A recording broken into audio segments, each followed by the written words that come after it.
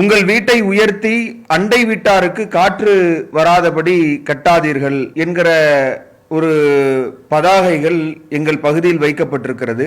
இப்படி ஹதீஸ் இருக்கிறதா, அது ஆதாரபூர்வமானதா என்பதை கேள்வியாக முன்வைத்திருக்கிறார். சகோதரர் குறிப்பிடுகிற அந்த வாசக அமைப்புல ஒரு செய்தி இடம்பெறுது. ஒலா தஸ்தீலு அலைஹி பில் பினாய் தஹஜுபு அன்ஹு ரிஹ இல்லா பி இத்னிஹி. உங்களுடைய வீட்டை உயர்த்தி அண்டை வீட்டுக்காரருக்கு அவருடைய அனுமதி இல்லாமல் காற்று வராதபடி நீங்கள் கட்டாதீர்கள் என்கிற ஒரு செய்தி அப்துல்லா இப்னு அம்ரு என்கிற நபித்தோழர் அறிவிக்கிற அந்த செய்தி ஷுஅபுல் ஈமான் பைஹக்கி அவர்களுடைய ஷுஅபுல் ஈமான் போன்ற பல நூட்களில் இடம்பெறுது.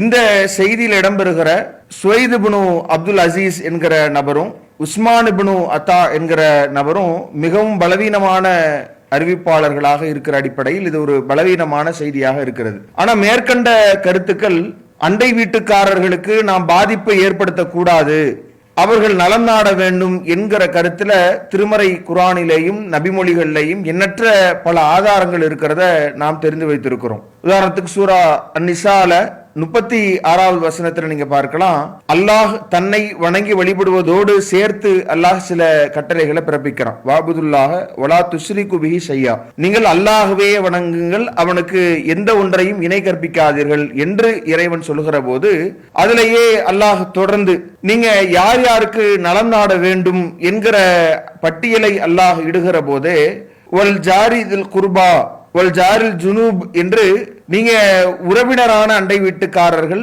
அந்நியரான அண்டை வீட்டுக்காரர்கள், இவர்களை நீங்க அரவணைக்க வேண்டும் என்கிற அடிப்படை அல்லாஹ் சொல்லி காட்டுகிறான். அல்லாஹ்வின் தூதர் ஸல்லல்லாஹு அலைஹி வஸல்லம் அவர்கள் சொல்லி காட்டுகிற போதும் கூட மன்கான யுமினு பில்லாஹி வல் யௌமில் ஆகிர், யார் அல்லாஹ்வையும் மறுமையும் நம்புகிறார்களோ ஃபல் யுக்ரிம் ஜாரஹு, அவர் தன்னுடைய அண்டை வீட்டுக்காரரை கண்ணியப்படுத்தட்டும் என்று அல்லாஹ்வின் தூதர் சொல்லி காட்டுவதை பார்க்கிறோம். இப்படி பல இடங்கள்ல அண்டை வீட்டுக்காரர்களை எந்த அளவிற்கு அல்லாஹ்வின் தூதர் சொன்னார்கள் அப்படின்னு பார்த்தோம்னா, நீங்க உணவு சமைத்தாலும் கூட எதையுமே அற்பமாக கருதி விடாமல் அதை அவர்களுக்கு கொடுத்து உதவுங்கள். நீங்கள் உங்களுடைய அந்த குழம்பில் தண்ணீரை சேர்த்தாவது அபூதர் அவர்களுக்கு அல்லாஹ்வின் தூதர் அறிவுறுத்துகிற போது நீங்க அதை அண்டை வீட்டுக்காரர்களுக்கு வழங்கி விடுங்கள் என்கிற விதத்தில் பல்வேறு அறிவுரைகளை மார்க்க அடிப்படைகளாக நாம் பார்க்கிறோம். வீடு தொடர்பாக அல்லாஹ்வுடைய தூதர் சொல்லுகிற போதும் கூட புகாரியில் இடம்பெறுகிற 2463வது இலக்கத்தில் பதிவு செய்யப்பட்ட செய்தியில நீங்க பார்க்கலாம். அதுல அல்லாஹ்வுடைய தூதர் சொல்லுகிறார்கள், லா யம்னா ஜாரஹு, ஒரு அண்டை வீட்டுக்காரரை இன்னொரு பக்கத்தில் இருக்கிற ஒருவர் தடுக்க கூடாது என்று சொல்லி, எந்த அளவிற்கு அப்படின்னா அவர் தன்னுடைய வீட்டினுடைய சுவற்றில் மரப்பலகையை அவர் அடிக்கிறார் என்கிற போதும் கூட நீங்க அதை தடுக்க வேண்டாம், ஒற்றுமையாக இருக்க வேண்டும், உங்களுக்கு மத்தியில பிரச்சனைகள் ஏற்படக்கூடாது என்று விட்டு கொடுக்கிற மனப்பான்மையோடு அமைந்து நீங்க உங்களுடைய செயல்பாடுகளை அமைத்துக் கொள்ளணும் என்கிற மாதிரி அல்லாஹ்வின் தூதர் நமக்கு வழிகாட்டி இருப்பதை பார்க்கிறோம். ஆனா இன்னைக்கு அண்டை வீட்டுக்காரர்களுக்கு மத்தியில சின்ன ஆணி அடிப்பதில் இருந்து, சாதாரணமாக ஒரு குப்பை போடுறதுல இருந்து, ஒரு சாதாரணமான வீட்டிற்கு அதிகமான விருந்தாளிகள் வருகிறதுல இருந்து சண்டைகள் தொடர்ந்து கொண்டே இருக்கிறத பார்க்கிறோம்.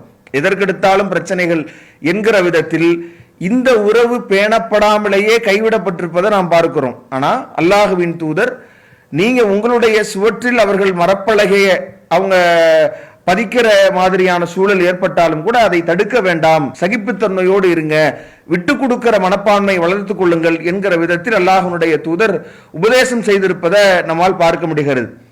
அப்படி இருக்கிற போது நாம இந்த வீடுகளை உயர்த்தி கட்டுவது தொடர்பாக இந்த செய்தி பலவீனமாக இருந்தாலும் அந்த கருத்தின் அடிப்படையில் நாம் அண்டை வீட்டுக்காரரோடு நல்ல முறையில் நடந்து கொள்ள வேண்டும், நாம் அண்டை வீட்டுக்காரர் ஏற்படுத்துகிற பல விஷயங்கள்ல நாம ஒரு சகிப்புத்தன்மையோடு விட்டு கொடுத்து போகிற மனப்பான்மையோடு இருக்க வேண்டும் என்கிற அணுகுமுறைகளை மார்க்கம் சொல்லி தருவதையும் பார்க்கிறோம்.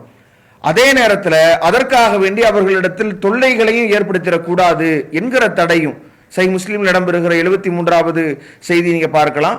அல்லாஹ்வுடைய தூதர் ஸல்லல்லாஹு அலைஹி வஸல்லம் சொல்லி காட்டுகிற போது, லா யதுகுலுல் ஜன்னத மல்லா யமனு ஜாருஹு பவாயிக்கஹு, ஒருவருடைய நாச வேலைகளிலிருந்து அண்டை வீட்டுக்காரர் பாதுகாப்பு பெறவில்லை என்றால் அவர் சொர்க்கம் நுழைய முடியாது என்கிற அளவிற்கு அல்லாஹ்வுடைய தூதர் சொல்லி காட்டுறாங்க. அப்ப இருவருக்குமே பாதகம் ஏற்படாத வகையில ஒருவருக்கொருவர் எந்த நாச வேலைகளையும் தொல்லை கொடுப்பதிலையும் தவிர்த்து 2 பேருக்கும் சாதகமான நிலையில் சுமூகமாக சில இந்த முடிவுகளை எடுத்துக்கொள்ளணும் என்கிற அடிப்படையை மார்க்கம் சொல்லுது.